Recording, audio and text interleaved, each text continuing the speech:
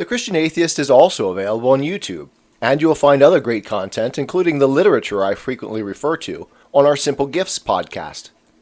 If you find our content helpful, consider supporting us through PayPal at romanschapter5@comcast.net. Welcome to the Christian Atheist, where faith and reason fuse in the incarnation.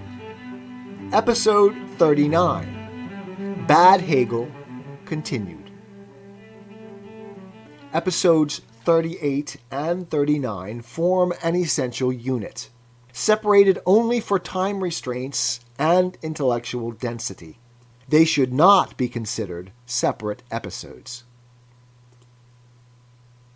When we deny transcendence, not only do we come apart at the seams, but value itself is inverted.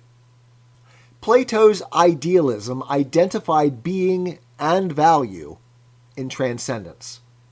That which is most real is also most valuable, and the highest of values is the good itself, the Western God. In the logic of Hegel's position, reason is good, absolutely good, which is why his philosophy functions as a solution to the problem of evil. But reason is ever ascending, always becoming, and its self-actualization, the process itself, is the locus of value. All that contributes to reason's ascent is good only as means to that ascent. Ethics, on such a view, can only logically be consequentialist. Actions are good only insofar as they produce good consequences. Action, in an existence without being, can have no inherent value, only values in contribution to the process. We see, thus, the foundation for the ever-present contemporary and postmodern ethic of the end justifying the means, laid down for us in Hegel, as well as the privileging of the collective, the general, over the individual, the particular. Quoting from Hegel's Philosophy of History. A world historical individual is devoted to the one aim, regardless of all else. It is even possible that such men may treat other great, even sacred interests inconsiderately. But so mighty a form must trample down many an innocent flower, crush to pieces many an object in its path. This may be called the cunning of reason, that it sets the passions to work for itself, while that which develops its existence through such impulsion pays the penalty and suffers loss. For it is phenomenal being that is so treated, and of this part is of no value. Part is positive and real. The particular is, for the most part, of too trifling value as compared with the general. Individuals are sacrificed and abandoned. The idea pays the penalty of determinate existence and of corruptibility, not from itself, but from the passions of individuals. We might tolerate the idea that individuals, their desires, and the gratification of them are thus sacrificed, and that as a general rule, individuals come under the category of means to an ulterior end. End quote. Again, as soon as Hegel's absolute, the center that cannot hold, loses its position, there is no universal highest value to serve as the end toward which lesser values serve as means, and any objective sense of value is destroyed. Value dissolves in an extreme relativism. This relativism of value was precisely what Kant sought to avoid in the deterministic materialism emerging from Enlightenment scientism, and that the absolute in Hegel's absolute idealism attempted to preserve for Hegel himself. Kant, by contrast, holds on to the ought of traditional, transcendental ethics, that actions can be right or wrong in themselves, in isolation from their consequences, through faith in a metaphysical, objective, moral order. For Kant, a lie is a deformation of being itself. It is a violation of the moral order of the universe. Truth, then, as a stable reality to which we conform ourselves, ceases to exist in the new order of Hegel, as truth, like all else, is relative to the movement of spirit. This Kantian ought, as a demand of being, is the very structure of ethics itself, I contend. The ethical appeal of consequentialist theories, you ought to do X in order to produce Y, is a derivative demand, piggybacking on the primacy of the transcendent ought. It is parasitical on transcendence, another structure of self-deception in the Hegelian arsenal. There is no moral force to the hypothetical imperative. If you want Y, then do X. This is a practical demand, not a moral one. Consequentialism can only be moral by smuggling in a hidden appeal to the transcendent ought, saying, in effect, you ought to want Y, therefore do X. Why, though, ought we to want Y?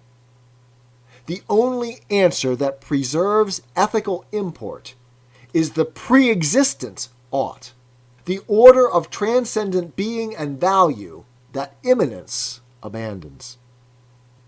I see in Hegel, therefore, the seeds of the destruction of ethics itself, as it is precisely this transcendent ought that is denied, leaving only instrumentality, the effective means to chosen ends, as the empty shell of morality. Here, too, is an instance of how the meaning of terms in an Hegelian context radically diverges from traditional language use.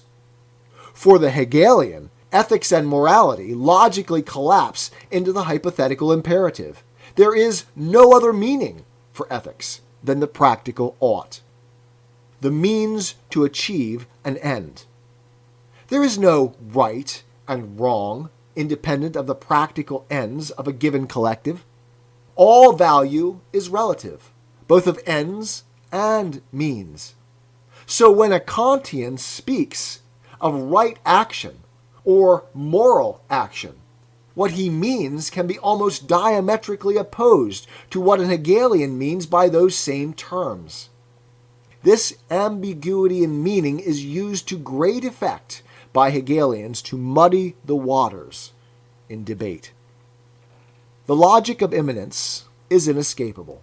Once transcendence is destroyed, and Hegel's God's eye perspective is exposed as impossible, spirit, Hegel's unitary reason, is demoted to one value story among others, with no criterion for rank ordering. There is no central value, no value at all per se, only values, collective ends, reflecting the practical goals of the multiplicity of competing collective centers, all in competition for dominance. As Foucault will point out, in a universe of pure immanence, there are only diverging ends and means in an existential battle for supremacy. And all that matters is power and dominance. There is no great revelation of the metaphysical nature of the world in this claim, or many others like it on our contemporary scene. This is not analysis, not discovery, but prescription, circular metaphysics. It is simply Hegel's logic rediscovering itself as pure immanence, as privileging the collective over the individual, and as substituting the doctrine of means and ends for morality. As Hegel's story, with its unity of spirit fragments, new collective rational centers form, and for each, its dialectical view is the highest good. Denying transcendence, then, is at all times a collective exercise in bad faith, as any highest good points to, claims transcendence at the practical level, even as it is denied. This sort of embrace of contradiction is not accidental, but of the essence of the dialectic. We will see it again and again in the post-Hegelians. Another essential feature is what I term Hegelian optimism. Part of the logic of spirit, of rationality, is that it ascends. That is, the change that is the dialectic is a nearly invariable upward progress. The new, thus, becomes in this logic the better. This article of faith is often veiled, and it takes differing forms and intensities. Nevertheless, it lies coiled in the heart of the dialectic, even as it fragments. When we combine this optimism with Hegelian collectivism and relativism, we get a retrospective contempt for that which precedes us. If our collective value is the end of history, then what led up to us is primitive, retrogressive, an embarrassment, and must be overcome, aufgehoben. The Hegelian right sides with the dialectical thesis, holding on to existing categories of culture, state, race, etc. Just as in Plato's Republic, perfection and purity must be maintained at all costs when once they are attained. The right, that is, seeks a static perfection, an already achieved totality that must fend off all that is degenerate, to resist and suppress all that will degrade its perfection. This retrospective contempt is also the essence of progressivism. We moderns, the enlightened ones, have achieved a higher consciousness, a consciousness that supersedes all that came before us in the benighted past. That which is must be overcome in favor of what will be, the utopia of our higher vision. This is why, in the battles of immanence, the left sides inevitably with the antithesis, the other. That which is must be overcome to usher in the better, even, and perhaps especially, when we have no positive version of what that better entails. We know only that what is doesn't measure up, and we resent it, as only those who know better can. I have recently come to understand this know better more clearly, due to the incredibly perceptive work of James Lindsay. His New Discourses website and podcast is the only other place I have found that understands Hegel's importance on the contemporary scene as I do. I cannot recommend his work more highly to my listeners. His Hegel, Wokeness, and the Dialectical Faith of Leftism, also available on YouTube, is a tour de force. And while I do not agree with him on every point, his analysis is without peer. Lindsay makes the point that Hegelianism is a form of Gnostic religion. When I first heard this suggestion, I said, "Of course, you're exactly right." Gnosticism was a religious movement that emphasized personal experience over revelation and tradition, advanced esoteric spiritual insight and knowledge. I've always thought of Hegel's philosophy as a version of Eastern pantheism, representing the invasion of an Eastern religious sentiment into Western thought. Like the self-deceptive structures with which Hegelian philosophy is rife, Gnosticism taught that our experience of the world is illusory, that the material world is evil, and that we require a special knowledge and insight to see through the false veil of our experience. There is an inherent notion of arrogant self-importance and superiority that pervades this attitude. Its touchstone is that retrospective contempt for what is, for the order and structure of the illusory world of the non-initiated through which they, and they alone, can see. Gnosticism, too, has a dualistic structure in terms of its moral view of the universe, analogous to the self-other dialectic in post-Hegelian thought as it evolves. For Hegel, of course, the emphasis was on a higher unity of self and other, not on the antagonism.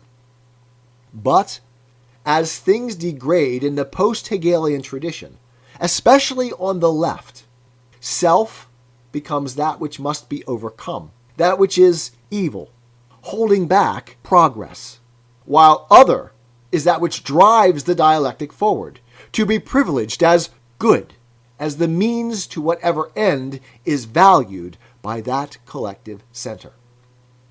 To summarize, then, Bad Hegel is the value inversion of immanence denying transcendence, playing out in the following. 1. An emphasis on the collective over the individual.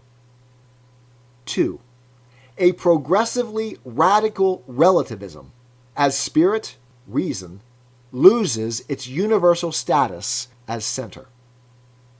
3. A resulting fragmentation of reason into competing factions. 4. An embrace of contradiction. Alternatively stated, the denial of logic as limit to reason's pretensions. That is, a progressive loss of rationality constrained and limited by the real. 5. A retrospective contempt for what is and has been. 6. A morality of ends justifying whatever means are effective in bringing them forth, and thereby. 7. The death of truth, morality, and the Western God. We shall see each of these themes playing out over the remainder of our series. I would like to close our discussion today with a quote from James Lindsay's amazing article, The Calamity of Scientific Gnosticism, as it sets us up for understanding the post-Hegelians we will be examining as we move forward with this series, those whom I will call the prescriptive Hegelians. Remember that Lindsay thinks of Hegel's philosophy as a form of Gnostic religion. Quote, Gnosticism is a perverted impulse toward progress. It turns progress upside down, inverts it by reframing it away from the effort to prosper in the world as it is, and toward remaking it into a world that it is not and cannot be. Gnosticism is the perversion, the inversion of epistemology, which is how we might go about knowing what we know and that we know it. Philosophically speaking, knowledge is a tricky matter. While theologies are content to assert an absolute truth in the deity, they also, when mature, insist that man's fallibility and limitation prevents him from knowing that truth as the deity would. In other words, while there may be some absolute truth, It is not man's lot to know it within the circles of this world. To capital K know would position us as gods ourselves. And so whispers the serpent in Genesis, which is out of accordance with the order of creation. God's mind is not our mind, and our minds are not equipped to fathom the ways of deity. Instead, we must be content to pursue or to love knowledge or wisdom, and, if theological, God, and to pursue it as best we may in humility and in recognition of our proneness to error. The Gnostic turns this upside down. Absolute knowledge is available and hidden from us by those who have ordered the world. Knowledge of the higher truth, that the garden is in fact a prison, sets us free of it, at which point we can reshape the world nearer to our heart's desires.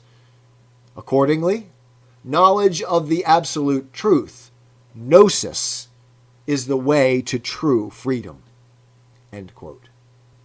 The clarity of understanding in these words of an avowed atheist and left-leaning thinker is nothing short of astounding.